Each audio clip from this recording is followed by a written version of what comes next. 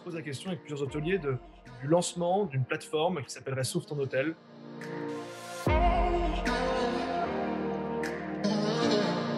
Bonjour Kevin, comment tu vas? Salut, organise bien et toi? Bah écoute, ça va bien, hein, en confinement comme tout le monde. On voulait échanger un peu avec des professionnels du secteur et surtout avec la belle collection d'hôtels que vous avez. Est-ce que tu peux me raconter un petit peu comment ça s'est passé, l'atterrissage de l'activité, la fermeture des établissements, sur les dernières semaines? Oui, bien sûr. Bon, il y a eu plusieurs phases. La première phase, ça a été la phase zéro, celle qui consistait à prendre des hypothèses de fermeture progressive des hôtels.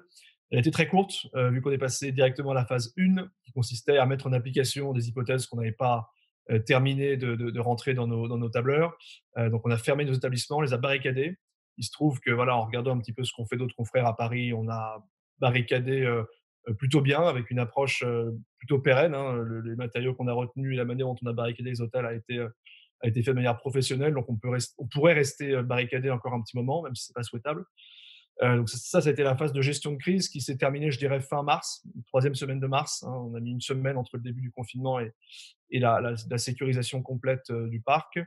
On est entré en phase 2. La phase 2, c'est la phase d'optimisation de la veille, qui est en fait faite de plusieurs mini-phases, beaucoup de ups and downs en termes d'annonces qui sont faites par le gouvernement, par le chef de l'État, puis derrière reprises par des syndicats, par différents professionnels, et donc sur lesquels on doit rebondir pour voir comment optimiser les sujets de masse salariale, évidemment avec l'activité partielle, optimiser la trésorerie, un sujet en période de confinement avec simplement 2 hôtels sur nos 22 qui sont ouverts commercialement, le Inca Paris et le Normandie Paris, qui reçoivent notamment des ressortissants, qui accueillent les ressortissants du Maroc qui ne peuvent pas rentrer chez eux pour le moment. Donc on a tout un tas de sujets aussi d'anticipation de la reprise, de voir comment est-ce qu'on peut changer radicalement notre business model, notre approche, notre vision de l'hôtellerie dans ce monde demain du post-Covid. Alors, comment gérer l'hôtellerie, comment gérer l'accueil de nos clients en phase de vraiment court terme, post-coronavirus, là, à partir du 11 mai, voilà. Et puis, comment, effectivement, peut-être à moyen terme ou long terme, en profiter pour changer en profondeur la manière dont on opérait nos établissements et dont on gérait nos hôtels. Et la phase 3, du coup, qu'on attend impatiemment, c'est la phase de relance. Et donc, on est en train de travailler, tu vois, sur un troisième business plan en l'espace d'un mois. On aura fait 3 business plans pour voir comment est-ce qu'on peut relancer notre activité, comme je disais, la repenser, et puis mettre un petit peu ça dans des cases et voir comment ça se chiffre. Alors justement, c'est vrai que finalement, c'est la période où on a fait le plus de business plans en le moins de temps possible parce qu'il a fallu, un, déjà comprendre un peu où allait l'activité et quel était l'impact. Deux, certainement, j'imagine, dans les discussions avec les banques ou les prêts garantis par l'État, il y a forcément, c'est un peu un exercice obligatoire. Toi, tu vois comment l'impact d'ici à fin 2020 sur votre périmètre, ce qu'on a entendu de la part de certains hôteliers, que c'était de l'ordre de moins 40 à moins 50% d'activité sur 2020. Chez vous, ça donne quoi dans les projections que vous avez à date? Bon, alors c'est très compliqué, parce qu'on revient toujours sur le sujet de la boule de cristal que personne n'a, et c'est justement parce que personne n'a de boule de cristal qu'il faut arrêter les hypothèses à un moment donné. Sinon, on peut absolument pas rentrer dans la phase de réouverture des hôtels, et on peut juste s'arrêter sur aucune hypothèse, et on se sent vraiment bloqué. Donc nous, ce qu'on a arrêté comme hypothèse, et ce que je peux te dire à date, sans pouvoir tout discloser malheureusement, mais c'est qu'on s'est organisé par cluster, hein. Donc on a, sur nos 20 propriétés parisiennes, nos 20 établissements parisiens, on a organisé 5 clusters, un cluster centre, un nord, un sud, un ouest, un est. Et donc l'idée, c'est de rouvrir progressivement par cluster. On va rouvrir à partir du 11 mai 2 établissements en plus des 2 qui sont déjà ouverts. Donc au 11 mai au soir, on aura 4 établissements ouverts. Je pense qu'on est optimiste quand je regarde par rapport à certains confrères ou par rapport au marché. On a eu accès à pas mal de données qui sont compilées et distribuées par plusieurs apporteurs de solutions. On voit qu'il y a un petit tiers des hôtels parisiens qui seront disponibles. Alors en plus, qu'est-ce que ça veut dire qu'un hôtel disponible? Est-ce qu'il est disponible à la vente, c'est-à-dire sur la distribution, et fermé dans le monde réel, ou est-ce qu'il est réellement disponible et ouvert dans le monde réel? Bon, et nous, voilà, on considère devoir arrêter des postulats, et donc rouvrir 4 établissements, enfin avoir 4 établissements ouverts le 11 au soir, et reassess, comme disent les Américains, donc revoir la situation toutes les semaines afin de rouvrir toutes les 2 semaines un établissement supplémentaire par cluster, afin d'arriver grosso modo à une rouverture complète du parc aux alentours de septembre. Mais ça ne veut pas dire qu'on va rouvrir la majeure partie de nos hôtels en septembre, hein. Ça sera très progressif, ce sera une montée non pas en charge, mais une montée en réouverture progressive jusqu'à septembre. Et on pense être optimiste, mais on pense qu'à un moment donné, pour pouvoir créer la demande, il faut qu'il y ait de l'offre, hein. Donc, si c'est le serpent qui se mord la queue, on n'en sort plus. Ouais, tout à fait. Alors, en tout cas, il faut être effectivement très agile. En même temps, ça tombe bien, hein. Je pense que les hôteliers sont avant tout des entrepreneurs et on a passé différentes crises. Tu l'évoquais à juste titre, et c'est d'ailleurs tout le sujet des plans de relance qui sont travaillés actuellement en ce qui concerne le secteur, c'est qu'à un moment donné, il faut bien que l'offre et la demande se rencontrent. Donc, c'est vrai que les plans d'urgence ont permis de sauvegarder à date les pouvoirs d'achat des entreprises et des ménages. Mais en même temps, il faut aussi que l'offre soit là pour qu'ils puissent exprimer un petit peu cette réserve d'épargne, en tout cas on l'espère, hein, notamment les clientèles françaises en France. Et c'est vrai que c'est intéressant ton approche parce qu'on sait que les 3 mois qui vont venir seront pas, enfin, en tout cas on n'est pas certain que ce sera des mois qui soient en tout cas rentables en termes d'exploitation. Mais il faut quand même ouvrir. Comment toi tu approches, enfin quelle est ton approche par rapport à ça? C'est exactement ce que tu viens de dire. C'est-à-dire qu'en fait, et encore une fois, ce sont que des chiffres dans des business plans hein, qu'on a un peu compilés et concaténés. Mais on part du principe qu'une rouverture, c'est coûteux. Et une rouverture, entre le moment où tu réouvres et le moment où tu arrives à ton seuil de rentabilité, ton point mort, et à partir du moment où même pire, hein, plus loin, à partir du moment où tu redeviens réellement rentable, et ben, il y a un temps, il y a un certain temps. Et nous, notre approche, c'est de dire, bah, essayons de faire en sorte de rouvrir les hôtels le plus vite possible pour que ce temps, eh bien, quelque part, soit le même, qu'il soit aussi long qu'une rouverture si tu rouvrais plus tard, mais qu'en revanche, on puisse rapprocher au maximum le point d'atteinte du point mort et quelque part aussi essayer d'être sur une approche A/B testing la plus rapide possible. Si une rouverture d'hôtel n'est pas utile, n'est pas rentable, eh bien, c'est super, on s'en sera rendu compte et donc on aura refermé les établissements plus rapidement que prévu. On le souhaite pas du tout, on n'y croit pas non plus, parce qu'on est quand même sur une approche, je ne te cache pas, de rouverture, alors on ne parle pas de services dégradés, on parle de services adaptés. Et donc, mais tu comprends bien en fait par là que le but est d'avoir une masse salariale qui soit réduite, d'avoir, tu vois, pas mal de coûts, pas mal de postes de dépenses qui soient revus à la baisse évidemment, et donc avoir une approche servicielle, qui soit moins coûteuse. Donc, on pense sincèrement que entre le moment où tu réouvres l'hôtel et le moment où tu commences à atteindre ton point mort, certes, il y a un petit peu de temps, hein. Au début, tu as un RBE qui est négatif sur les quelques premières semaines, mais effectivement, on imagine atteindre ce point mort assez rapidement et redevenir, on l'espère, rentable rapidement. On a aussi retenu des paramètres évidents qui sont, on va dire, un couple TOPM nécessaire, en dessous duquel on n'ouvre pas, hein. Donc, avant tout, un taux d'occupation minimum, un seuil à atteindre avant de pouvoir ouvrir l'hôtel. Et ça aussi, ça va être un des éléments déclencheurs, avec un certain prix moyen en face pour pouvoir effectivement ouvrir l'hôtel. Et tu le situes à combien? C'est quoi un peu la ligne de flottaison pour la décision chez toi en RevPAR, taux d'occupation, prix moyen, enfin peu importe l'un de ces 3 indicateurs, tu t'es mis quoi en règle? Ouais, alors bon, c'est toujours compliqué de parler de PM et de RevPAR parce qu'on on est sur des typologies de l'hôtel, même dans le groupe Machfer, qui sont très disparates. Mais on va dire, mais pour te parler du Théo, qui peut être à peu près parlant pour beaucoup d'hôteliers. Encore une fois, ça dépend à quel prix. Mais tu vois, nous, on considère que en dessous de 1/5, donc en dessous de 20% de taux d'occupation, il y a vraiment un sujet sur la réouverture ou pas. En revanche, au-dessus de 20%, avec une masse salariale vraiment repensée, avec une approche du service réellement repensée, des petits déjeuners qui sont montés en chambre et donc plus de buffet, un nettoyage des chambres qui se fait effectivement en fonction de la demande du client, donc pas forcément tous les soirs, un nettoyage des chambres qui se fasse en bio-nettoyage avec un nouveau respect d'un protocole sanitaire hôtelier strict, mais dont les produits d'entretien coûteraient moins cher, hein, c'est toute l'intelligence qu'on essaye de déployer derrière. Et ben quelque part, on considère que au-dessus de 20%, avec un certain prix sur les 4 étoiles, qu'on peut connaître sur les capitales assez classiques, on pense pouvoir ouvrir à partir de ce seuil-là. D'accord, tu avais un bel établissement, tu as eu un super projet de rénovation avec l'hôtel Normandie, je crois.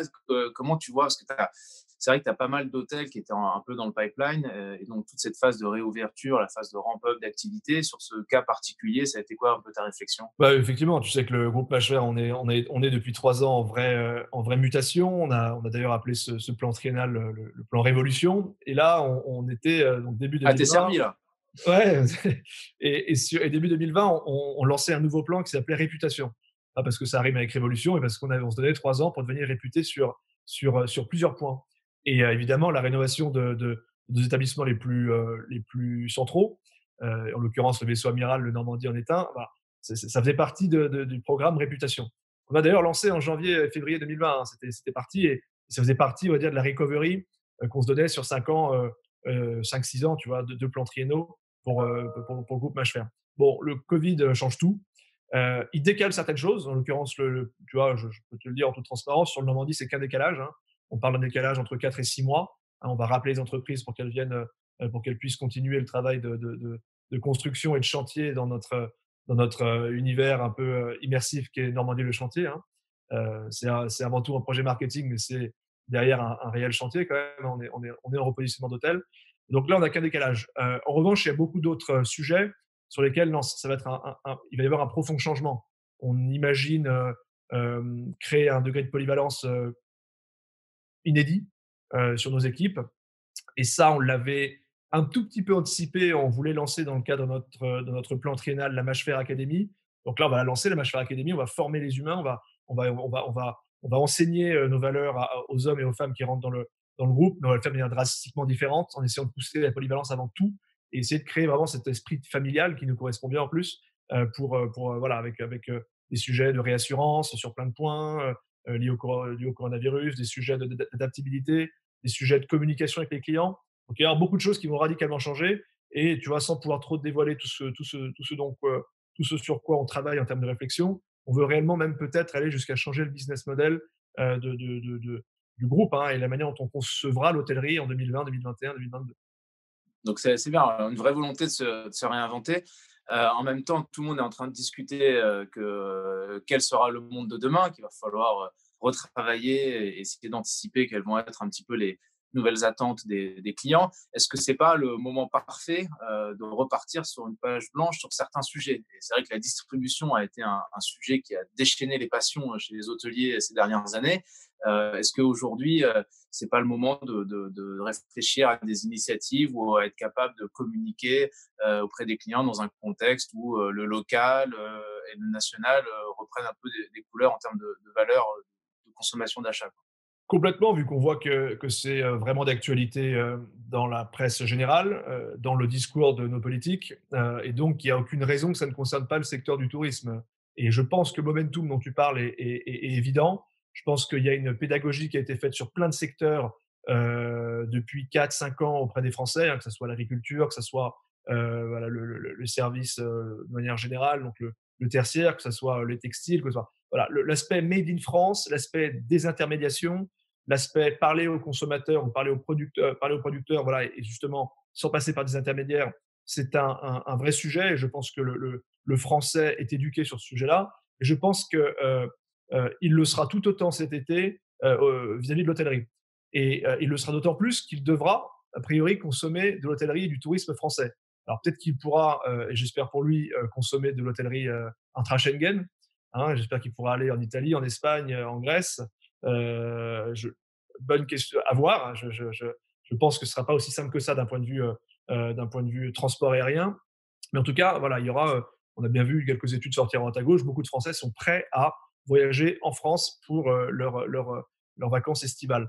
Et donc, effectivement, on se pose la question avec plusieurs hôteliers du lancement d'une plateforme qui s'appellerait Sauve ton hôtel, avec un objectif très simple, un message très clair, pas du tout politique, pas du tout frontal ou martial ou quoi que ce soit, un message très simple de solidarité, d'éducation vis-à-vis du consommateur français sur le fait que l'hôtellerie en France, c'est effectivement un des plus gros, un des plus gros pools d'emploi, un des plus gros postes de ressources et d'activités à l'échelle française. On parle toujours des 8% de PIB, c'est une réalité, on l'oublie souvent.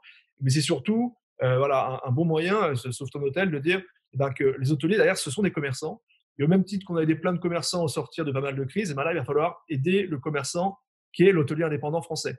Ça tombe bien, vu qu'il y a quand même beaucoup de familles, beaucoup d'indépendants qui constituent le tissu local d'hôtellerie en France. Il n'y a pas que des grandes enseignes, que des gros groupes ou que des multinationales. Et que donc voilà, si le Français souhaite consommer de l'hôtellerie locale, de grâce qu'il le fasse de manière directe, de grâce qu'il n'aille pas effectivement passer par un intermédiaire qui a une valeur ajoutée qui est indéniable, une facilité d'utilisation qui est top, un pool d'hôtels qui est énorme. Et voilà, il aura l'opportunité sur cette plateforme qui est Sauve ton hôtel de voir tous les hôtels qui souhaitent juste faire un appel à l'aide en disant s'il vous plaît, chers Français, consommez chez nous, c'est sans commission. On pourra essayer de retribuer en plus une partie de la valeur que vous ne payez pas à différents intermédiaires, on pourra en partager un peu la valeur, moi producteur et vous consommateur. Et quelque part, c'est juste un appel à l'entraide, un appel à la solidarité et une certaine forme d'éducation, de manifeste qui sera mis à la disposition des Français pour qu'ils comprennent que là aussi l'hôtellerie a besoin d'être sauvée et que c'est la première fois depuis l'histoire de l'hôtellerie française qu'il faudra le faire. D'accord, c'est une initiative intéressante de circuit court et de consommer de façon responsable. Alors, tu sais, l'été arrive maintenant et tout le monde se pose la question, qu'est-ce qui va se passer en juillet-août? Et il y a beaucoup de destinations dont c'est de la haute saison. Certains ont peur de se dire rendez-vous l'année prochaine et comment on fera pour tenir d'ici là. On verra quelles sont les mesures du plan de relance et comment sur cette particularité l'État français et l'ensemble de l'initiative publique pourra soutenir le secteur. Toi, tu as un hôtel, un endroit sympathique à Saint-Tropez. Comment ça se passe un peu la préparation de la saison? Est-ce que tu as déjà des petits faisceaux à partager avec nous? Est-ce que c'est encourageant? Est-ce que c'est inquiétant?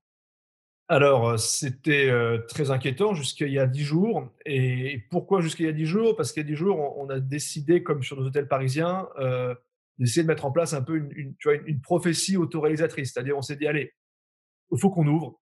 On a retenu, tu vois, une date, le 15 mai.